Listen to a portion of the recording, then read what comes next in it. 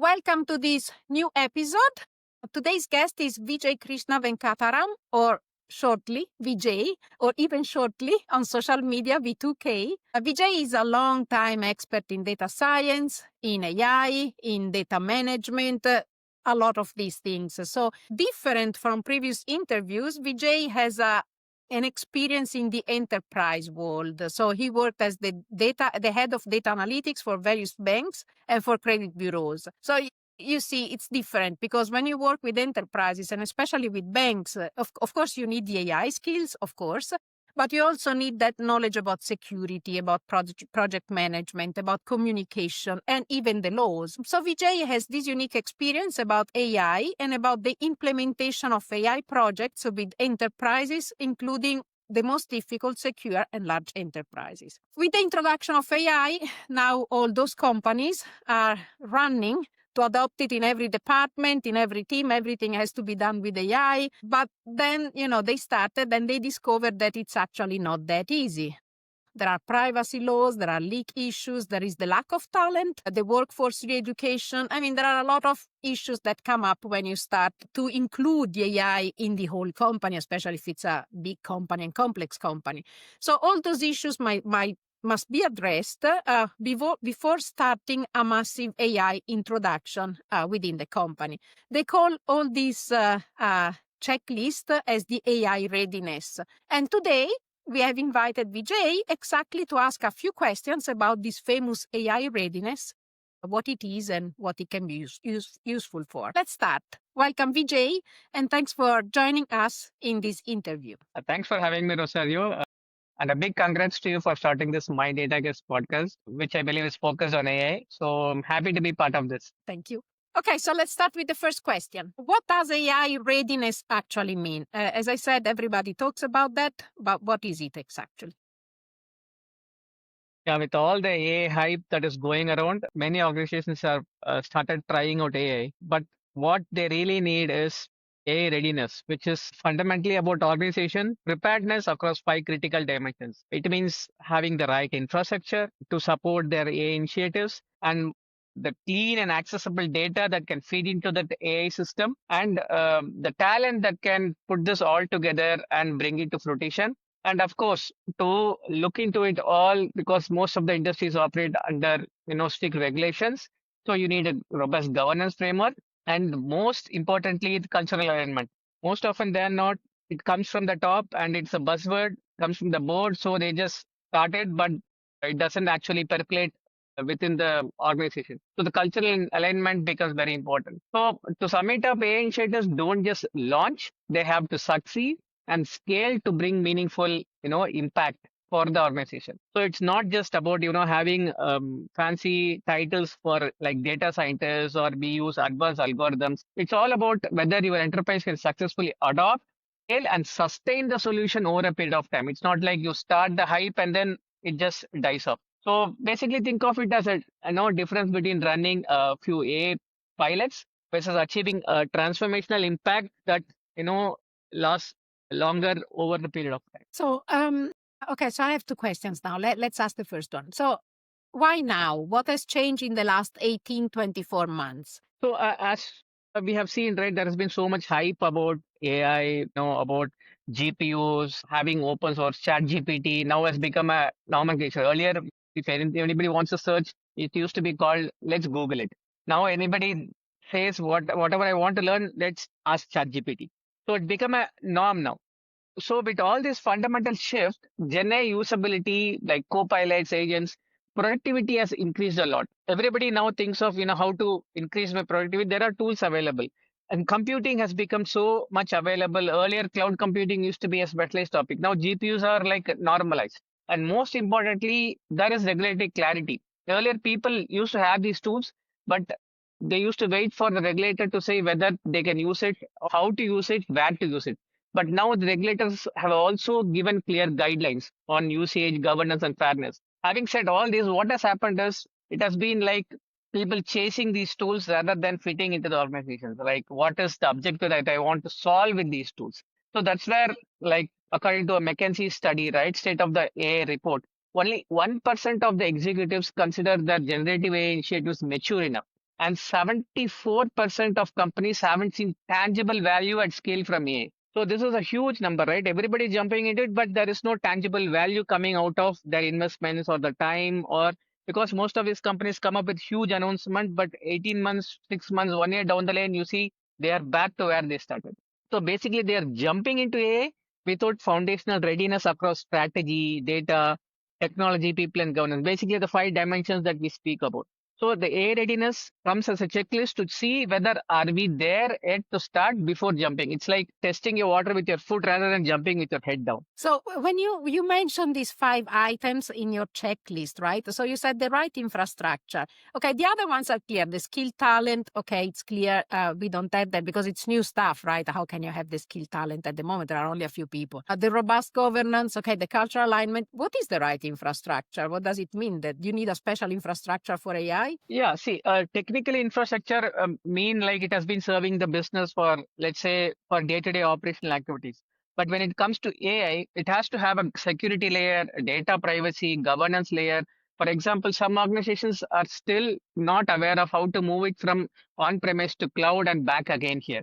Sometimes the data science team works in silos, develops something on their own environment, but goes to the technology team for integration. For example, they want to implement a simple chatbot that they developed internally in their development environment.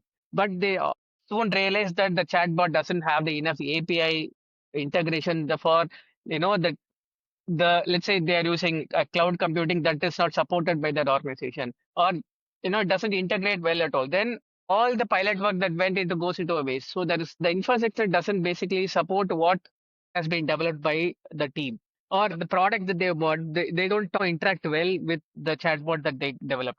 So there are so many things like that. So, but then do they need to check that? So, do they need to work with AI that is supported within their company, or do they need to, you know what I mean, or do they need to change their company so that it works with AI? That's where like you have to take a call, right? This is where the pilot things come up. You start with something where there's a balance between the both. You don't, like I said earlier, you don't jump with your head down. You just test the waters. For example, you see for compatibility, whether is it aligned with my long-term goals. So if my technology is going to scale, where am I seeing this? Is it going to the cloud? If cloud, then am I seeing it a particular cloud platform? Is it going to be Azure, Amazon, or it's going to be whatever a service provider?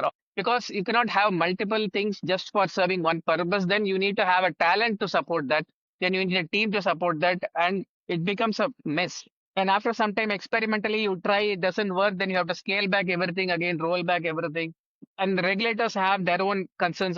For example, some regulators, especially in the banking industry, they say, okay, you're okay to use clouds, but it has to be within this country or within this region. And there, it doesn't make sense to use certain kind of infrastructure. Man. Okay, so but then let's go into the this checklist. So, what does a practical AI readiness assessment checklist look like? So based on this five dimensions, the checklist is pretty simple, right? Like first, you need to check against business strategy alignment. So first, ensure that your AI use cases are mapped to strategic KPIs. Like avoid experimental pilots with unclear linkage, business linkage or rational. For example, let's say I want to use a chatbot in a retail setup. What is the objective I'm serving? Is my objective to improve the customer satisfaction score? Or do I want to improve the customer experience? The customer experience is a broad term, right? What is it particularly I'm targeting? Like there has to be a KPI. Am I going to reduce my cost by X percentage? What is going to be the second level call? How many of my customer requests are being solved by the chatbot itself? And what is the improvement that AI is building? So what is my target? So all these strategic linkages has to be clearly defined before we jump into that. The same goes for data readiness and quality. I might have the data, but do I have it in a ready-made format where I can feed it to the AI agent? For example, in a banking setup, there are sensitive information that cannot be shared with a chat agent. For example, a user may be good enough, smart enough to create a prompt which might reveal a sensitive information. So it's not only the availability of data, how am I expose that data and how accuracy is it. So all this comes to data readiness checklist. And then the earlier point we spoke about is technology infrastructure. All these has to work on a flexible and secure infrastructures to scale so that it is critical to make data or is readily available. Right? I cannot say that, okay, if I have to use AI, I have to wait for this to arrive. It doesn't happen like that. It has to have seamlessly, especially where companies are now using digital, where they're looking for both digital and physical environment to be a single thing. Now, both of this infrastructure has to be aligned in a single place for AI to sit on it. I cannot say, oh, for physical infrastructure, it has to go there. For digital infrastructure, it works with something else. Then how do I put everything together? So this is when technology infrastructure becomes critical.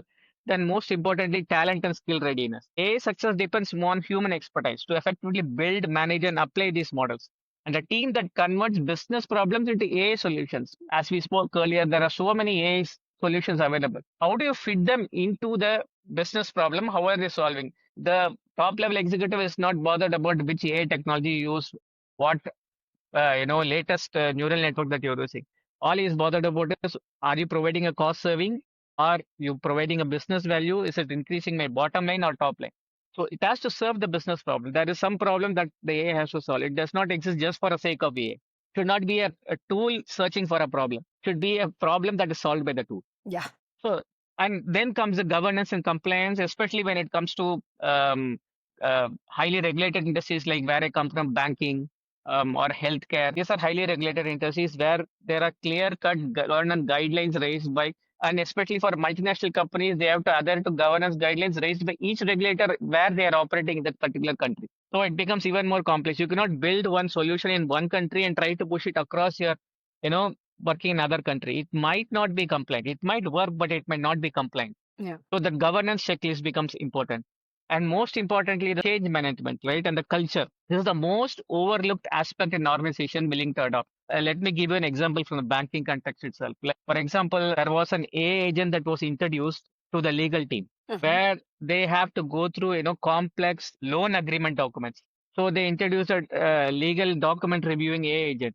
But guess what? The legal team had very low trust on this document solution that they hardly used it. On one side, the management was paying for it and was expecting a productivity boost. But on the other side, the legal team had very low trust on this and they were giving a opposite feedback.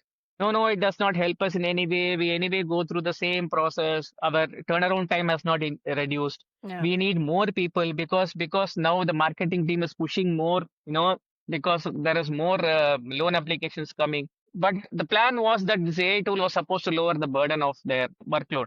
But it doesn't happen. Why? Because it's a cultural change. So all these checklists has to be adhered to before you even step into this. And it doesn't take much time, trust me, Rosario. You just have to spend 30, 40 days to, get these changes. Otherwise, it is going to be very challenging for an enterprise. I see. I can imagine. I mean, they say, yeah, we use AI, but then we cannot trust it. So we have to run the analysis manually anyway. So actually now we have more cases. We still have to do the manual processing and then it takes double the time.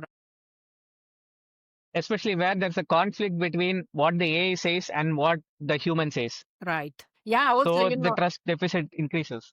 Yeah, rather than, so if you get an answer that might not fit what you know, but then instead of thinking maybe I should ask in a different way, you say I'll do it myself, right? It's I know how to do it, I'll do it myself. Yeah, I know how to do it. And that, of course, Or my way is the right way. I've done it many years. That for sure it works. Yeah, I know what you mean with that. Yeah. So let me summarize. So you said that in a checklist. So let's say, of course, that works for big companies with complicated business and some complicated areas like healthcare or banking or laws. So not maybe for just writing a report. So first, the business strategy alignment. So we need to make sure this one works for everybody, actually, for all companies, small and big. Yeah. You need to make sure that whatever it is your experiment about, it has to help some kind of KPIs. You need to be able to document success or failure of your pilot. Correct. So that's critical for measuring. Yeah. Yeah. Then you need the data readiness, okay, because you need to have data that is well documented to use with the AI and accessible to the AI. So somehow, and this, of course, goes into the technology infrastructure, because if the data is available to the AI, then it has to be in some kind of infrastructure that is approved, right? So you need to make sure that whatever you provide to the AI is something that you can really provide to the AI also in a production environment. Then, okay, we talked already about the talent and skills readiness. So here about the talent and readiness, I will ask that later. So let's continue with this summary. Then you talked about the governance and compliance. So again, you need to create a pilot that is following the governance and the compliance rules of the company you're working for or the sector you're working for. And then finally, the change management and the culture. So about the talent and skill readiness, this is always, when there is a new disruptive environment, a new disruptive technology, the question is, do we re-educate our current people or do we hire new expert young people? What do you suggest there? So there is no right or wrong answer to this, Rosario. What I would say is it's a mix of both. You need the current talent who understand the business, who understand the current setup, and you have to augment them with the new talent. Both has to work in single team. It should not be like this or that. It has to be a mix of both. Because there is, as we say, a new blood is always good for the body. So, but doesn't mean that you have to extract all your old blood out and flush it with new blood, right? So it has to be a mix of both. What the existing talent does is they know the system inside out and they know the pain points. So they know the business problem and they are just looking for a tool to or a new way to solve the problem. They know the existing way of solving it and it's not been effective. That is where the new talent comes in. So they have to augment the existing talent saying that, "Oh, hey, I just came from the market, I just took this training and I have this experience in this. And I see this problem can be solved in a better way and I have a way to it. Let's work together and try to solve it." That has to be the approach. They bring the problem and how to do it in an effective way, and these guys bring the new tools to solve the same problem. So it has to be go hand in hand. And also one thing that I've seen is that as we saw earlier, right, mid to senior level of executives, what they feel is there is no better way. I have tried everything. My way is the best way. So there is some reluctance to change as well. So that is where the change management culture comes in. Like you need to expose them to show like, okay, you have been doing it a particular way. Why not we try this? It has to come from the top management, giving them a bit of confidence, saying that we are not going to replace you. It is just we are giving you a new tool. So don't see A as your competitor. See it as your companion. I see. Yeah.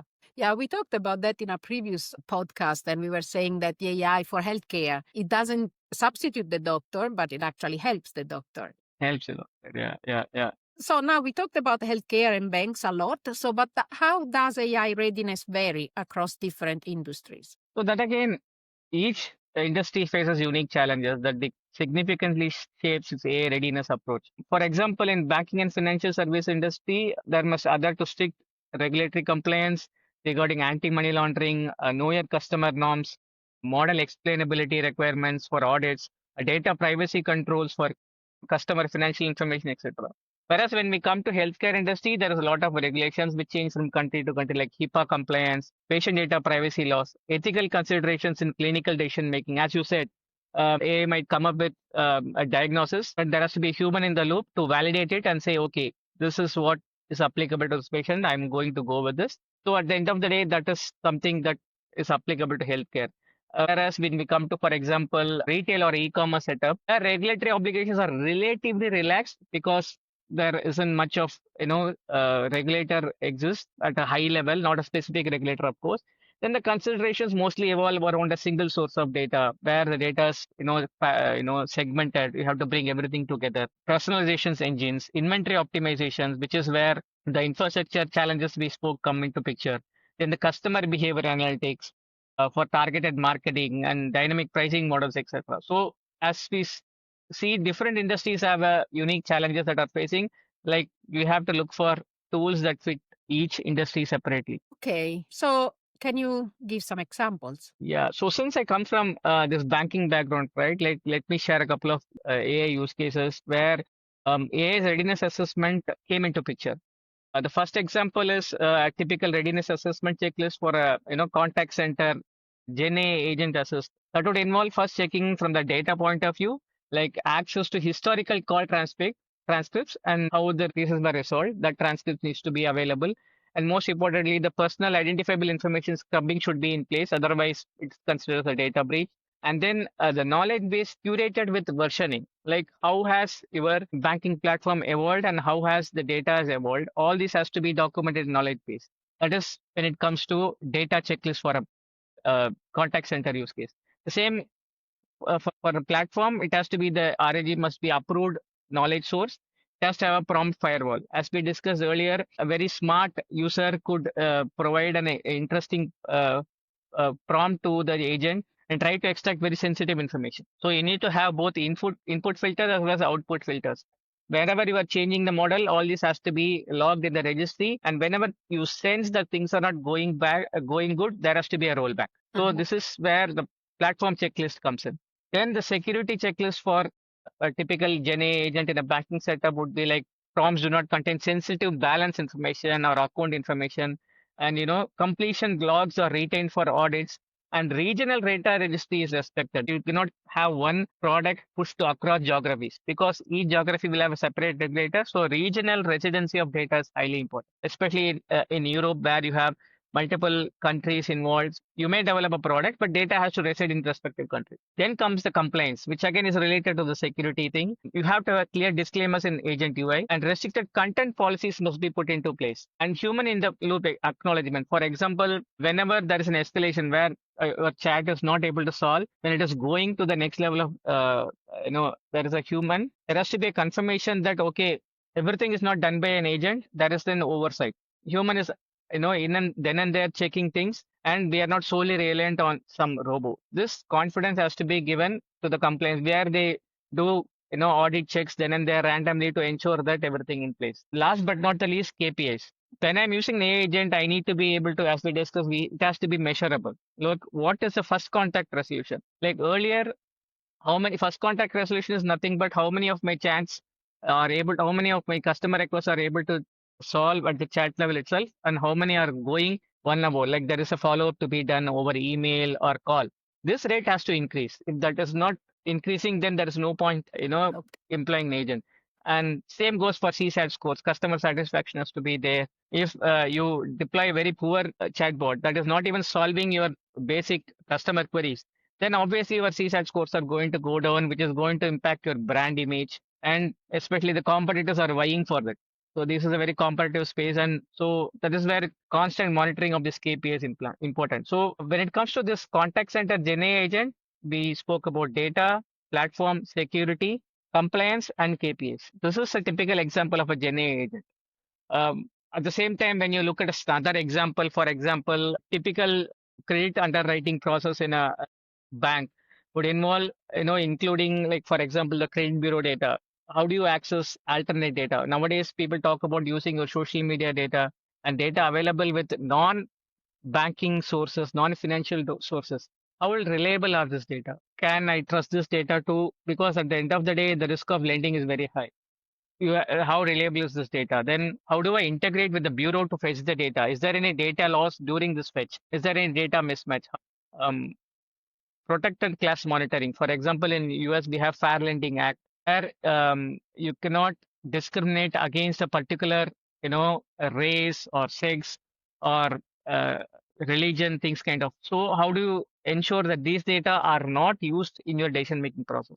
So this is comes to data. Then comes to modeling. You have to have explainable models. Again, avoid proxy discrimination. As we spoke in the protected class monitoring, people say we cannot use sex, gender, race. So what people generally use is they use postal code, where certain race of people are already concentrated. So it is in a way using a proxy discrimination, right? So these are all like you try to circumvent the regulation, but it doesn't last long. At the end of the day, the hand of the law is very long, and it will definitely catch up.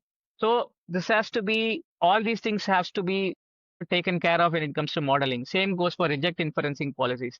So the modeling checklist has to be comprehensive, and you have to take care of all these things. And then comes to the governance, challenger champion rotation, adverse acceleration generation. Because when you are rejecting a loan, you have to be very careful about whether you are rejecting for a valid reason or it's an invalid reason. Because if it has been contested, then you are liable to suit. So you have to have adverse action reasons, very clear reasons if you are generating a scorecard, and it is giving you top 3 reasons why you are not given a loan or you are rejected a credit card, those reasons have to be very genuine based on financial data that you processed, not based on the individual specific data. So this is where the governance checklist for a credit underwriting process comes into picture. Then, as we discussed earlier, deployment, right? Like everything works on my development environment, but where do I deploy? When I go to a website and put all my details, I need to know immediately then and there whether I'm getting a loan or not. It cannot happen. Okay, we got information, come back after 24 hours. It doesn't work like that. By the time a competitor bank is saying, boss, you don't have to wait for him. Come to me, I will give you a better deal. So this is where the infrastructure that you spoke about comes into picture. So there is always a catch up between the marketing team and the risk analytics team, right? Like the marketing team says that I'm bringing so many people, give everybody the credit card. The risk team says, no, I have to put a cutoff. Anybody who scores above this score only will give a loan. So how do we design those cutoff? So there has to be an independent governance structure to decide what is the cutoff should be, and it has to be periodically reviewed and ensure that there is no foul play. And then comes the approval rate that we spoke about. So I have to be tracking all these models, like whether my approval rate is going up, my risk is coming down, the loss are reduced. And if you have a credit card and you have a limit, these limits have to be monitored every now and then. So you go for credit increase, credit decrease, all this, because you are dealing with multiple hundreds of thousands of customers. You cannot be doing it manually for everyone.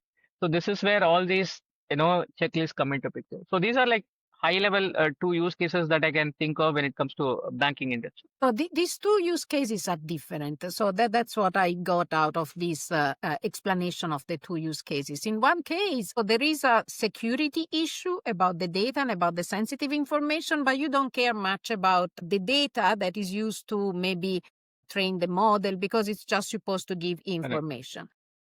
Correct. Exactly. So while in the second one have still the privacy issue, okay, but it's going one step higher. And basically you also have to take care of the data that goes into the model so that no bias or no issues with discrimination come out of the AI, because otherwise then it's useless, because then you have to review all possible decision outcomes from the AI to make sure that they are not biased. Yeah, another thing is that in the earlier use case of agent assist, you are using your internal data. When it comes to credit underwriting, you are augmenting your internal data with credit bureau data. And who takes responsibility for the external data? Because at the end of the day, it's your customer. So that is where the emphasis on the data, accuracy and usability becomes even more higher. As in garbage in, garbage out. Yeah, the famous garbage in, garbage out. And also, so another question is about the KPI. So you say that the KPI are different. In the first case, there is a first contact resolution. So how much the chatbot helps, the assistant helps with the problem solving by the customer. In the second case, you said that there is the approval rate lift. So that means that keeping the same risk, you just approve people faster. Yeah. How much of so do the KPI have to change? The current KPI that people are using now in the current processes, can they be applied to AI, or do we need to change them so that they fit the new business model, the new business process with AI? I don't see why there has to be a change in KPI. It's just that it has to be monitored. Everybody talks about KPI, but they don't measure it properly. With AI, what happens is it is measured properly. Most often, they are not. These KPIs are become qualitative. Am I doing very good? Am I doing bad? Or am doing excellent? It doesn't have to be like that. It has to be whether I am scoring above 8 or above 9. But you have with AI, what has changed is the KPIs have remained same, but how you measure has changed. From being measurable. qualitative, it has become quantitative. Yeah, there has to be a measure. Yeah. Yeah, also because then you can compare it with the past. Otherwise, good with Correct, good is correct. good. Yeah. So instead of being a judgmental, it become more objective. So what you're saying is that if the KPI was good at the beginning, in the process, you can still apply for AI. Correct. Okay, so another question. What is a practical AI readiness assessment, and what would be the timeline? So, to begin with, having meaningful discussion with all relevant stakeholders is very important, be it technology, be it the business users, be it the management, or even the credit decision makers, whoever it may be. Like everybody has to be involved and bring them to the table. There should not be any disconnect later saying that, You have everything, and finally somebody says, "Oh, it doesn't suit my, business model." So That's you we bring all on everybody to board. the stakeholder. Yeah, yeah. Get everybody on board. Then conduct a foundation assessment. See where we are today and where we want to be. Where we want to be, everybody is clear. I want to use AI to, to improve provide value to my business. But it's very difficult to do where we are today, right? Because nobody wants to answer hard questions. Everybody thinks that I'm doing good. If we are doing it, why do we even need AI? So you So mean there is some nobody scope wants for to improvement. take, wants to do a kind of the self-exam to see how the company is doing now? Exactly. So that is where foundation assessment comes into picture. And this entire process should not take more than 30 to 45 days, to be honest. Then once you have your assessment, you already found your gaps. And you then prioritize your gaps. What can be filled now? What needs tactical shifts or whether strategic shifts? Tactical shifts are very easy to make, strategic shifts take more time. You address those tactical shifts, prioritize them, and once they are there, then create a roadmap. Don't jump into, directly to the roadmap. You do the assessment in the gaps, prioritize what can be fixed. Once they are fixed, again reassess them. The gap is fine, go ahead with this. The rest can wait. So all this process should not take more than 30 to 45 days. This foundation assessment that might be complicated because people don't want to check their current state. That's where the measurable KPI come in, right? Because if you have a measure, then it's easy. You say Correct. 25% more or something more, and then you Exactly. can measure it. Otherwise, it Yeah. becomes fuzzy. Yeah, the chatbot agent we discussed. Let's say my CSAT score is 4 out of 5. I want to make it 4.5. That could be a starting point. Mhm.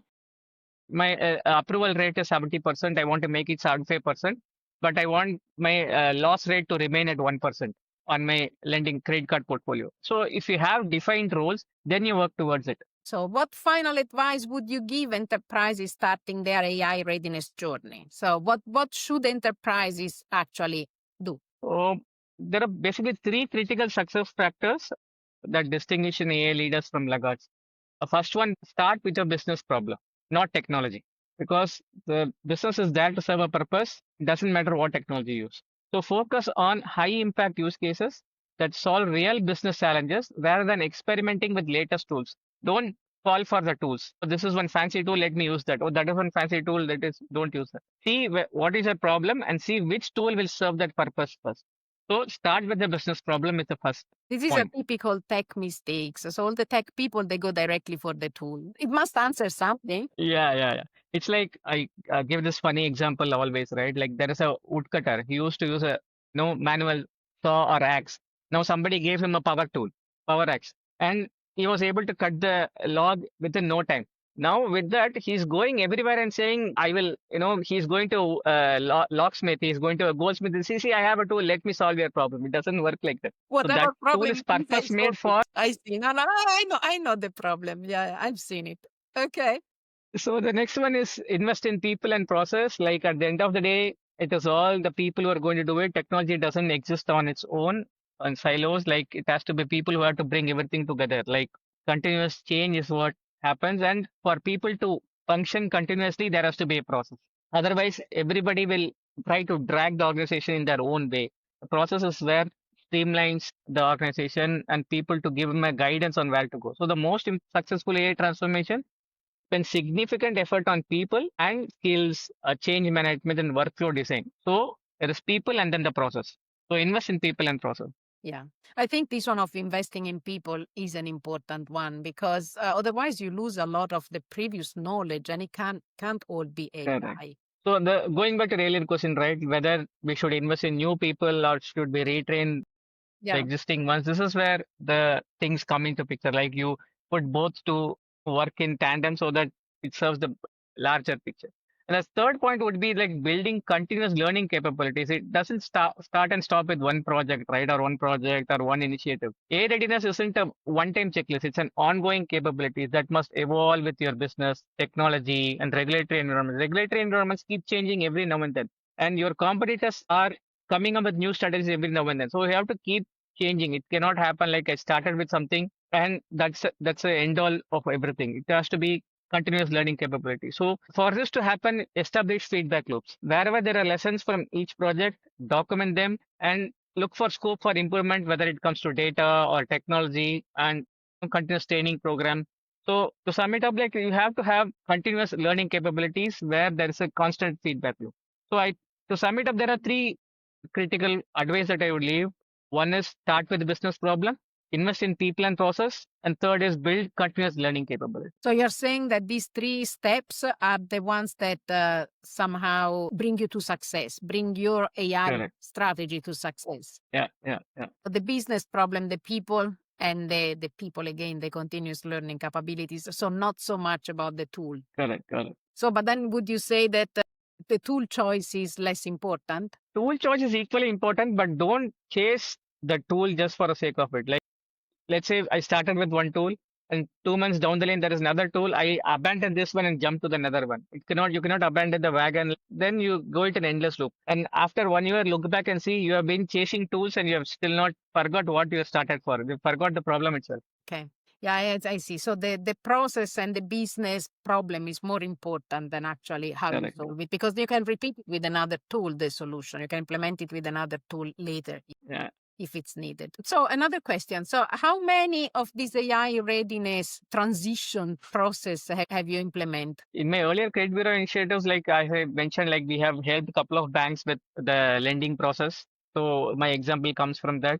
And also with chatbots, we have experimented with few of the chatbots in the banking mobile applications.